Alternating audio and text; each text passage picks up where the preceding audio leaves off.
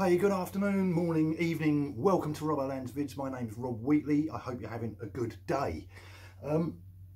Just before the end of last year, I bought a new guitar, which was lucky because right at the beginning of the year, I got made redundant. So there you go. At least I got a new guitar out of it. So that's something. What guitar did I get? Well, it's this one. It's the PRS SE Hollowbody 2 Piezo Electro acoustic. All right.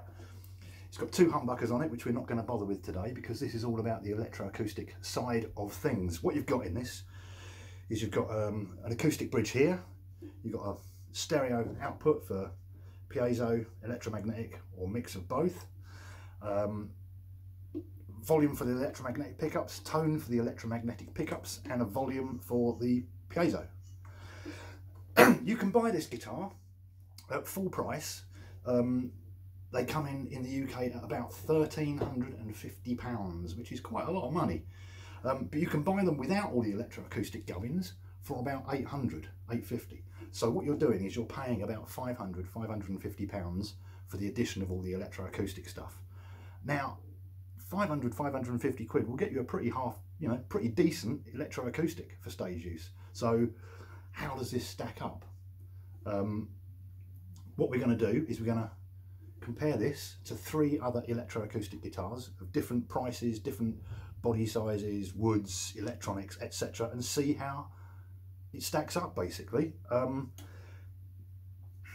I didn't pay full price for this, by the way. At the moment, this is the Mark 1 version. They've just brought out an updated version, and so some places are selling these with all the electroacoustic stuff for £800 in the UK. I got this from Peach Guitars in Colchester. I looked on their site, they haven't got any at the moment, but they say you can still pre-order them. So basically I got all the electroacoustic stuff in this for free. Yay! Buy two guitars, get one, buy one guitar, get one free, something like that. It comes in a really nice hard case as well. So I've done some recordings with some other guitars. Now let's look at the other guitars quickly, see what we've got. On the lowest end of the price spectrum is this one, which is made by Vintage. It's the Vintage VEC 501 BGB, Burgundy Burst, and this is solid Sitka spruce top with mahogany back and sides, and it's got a pretty basic Fishman system in here, Fishman preamp in here. These are decent guitars. These come in at around, you can find them anything from around £250 to £300. Second hand, you can pick them up for around £100 and something. They're really, really good value. They're decent guitars. They're good, reliable guitars. My nephew's got one that he's had for 15 years and it's still absolutely fine. There's nothing fallen off, nothing broken with it. This is a decent guitar.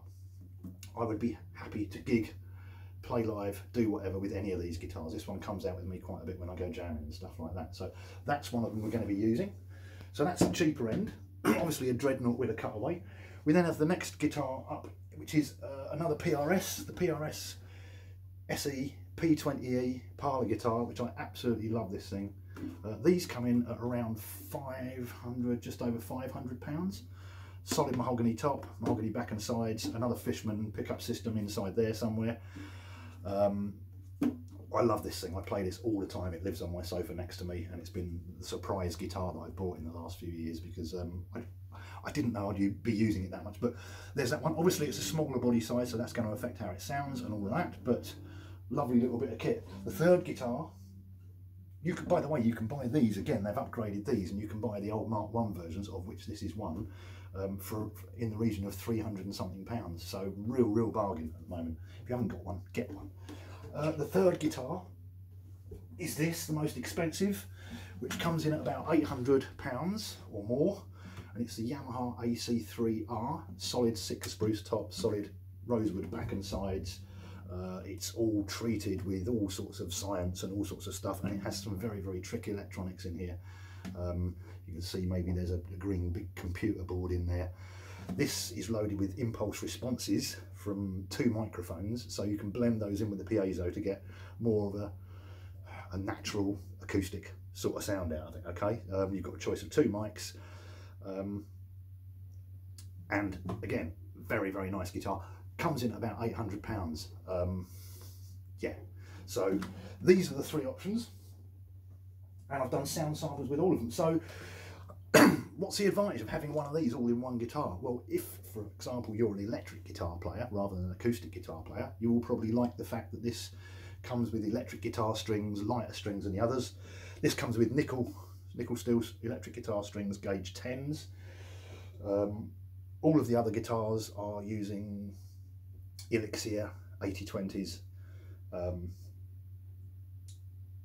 gauge 11 to 52s on the Yamaha and the Vintage, and gauge 12 to 53s on the Parlour guitar, slightly smaller scale length. If you're an electric guitar player, you might find this a bit more handy because it feels like an electric guitar and plays like an electric guitar, because it is one. Obviously, if you're going to do an open mic thing, or you're doing a gig or a looper style thing, this is very handy to have two guitars in one, because you haven't got to unplug an acoustic and plug in an electric. You haven't then got to get used to a different scale length and a different body shape and a body size if you're switching guitars around, and it's less to carry. So very, very nice. If you're an acoustic guitar player, you might find that the lighter strings don't respond the same way. The fact that they're electric guitar strings means they might have a bit of a snappier sort of sound to them. And the only real drawback of this guitar that I think is it hasn't got any EQ or any tone control for the piezo, so it can be a bit bright and spanky. So obviously you may want to put that in front of some sort of EQ. So I've done a shootout with all of these three guitars. It's not really to see which one's best, it's just to see how this compares with different acoustic guitars, different body shape. And for the recordings, I have processed all of the sounds, mainly because electroacoustics sound pretty if they're plugged in straight with nothing going on. The best advice I can give you if you're using a piezo loaded guitar to get rid of some of that brittle snappiness and that horrible you get with piezos is to run the volume on the guitar at about halfway rather than full. All of my electroacoustics, I generally run the volume at about 5 on those as opposed to 10 if it's an electric guitar. I've done the same on this. So and that tends to bring a little bit more air and a little bit less of that brittleness and snappiness. So if you are an electroacoustic player and you're a bit bored with all that, crank the volume down on your guitar to about halfway and then boost it on the amp, and you'll get a much, much nicer sound, and you can thank me later for that. Okay, so nice. There are advantages and disadvantages to all of these, really, and it's just really you pays your money and you takes your choice. You could do what I've done and buy all four, but then you'd be an idiot like me. So, and you'd have a house where you can hardly move because there's so many damn guitars in there. But you know, as I say, that's a nice thing, isn't it, really? So I've done the sound samples. All the samples are processed using exactly the same stuff. Okay, so imagine if you're going to an open mic night and you plugged in the guy, basically whoever's running the PA, gives you a lead, you plug in. He's quite probably using some reverb, maybe some compression, maybe some EQ. He may have some sort of nice preamp in his mixing desk and all that sort of stuff, and that's basically what I've used on here. They're all going through exactly the same stuff. They're going through Audified STA delay, which I've just got set, so it's like a nice little room reverb, just to take a bit of the harshness out of it. It's running through the Audified STA enhancer, which is like a tube amp, compressor exciter thing, and they're all running through exactly the same setting on that. And I've also got the Reaper Cocos recomp, so running through a little bit of compression again, just to balance things out, because that's how I record all of my YouTube videos when I'm doing acoustic, electric guitars, whatever. The only change I've made from one guitar to the other is the compression level, the threshold level on the compression. Other than that, they're all set exactly the same. In terms of EQ, the other three guitars have, the Yamaha and the Vintage have a bass and a treble control. They're both set at midday sort of thing.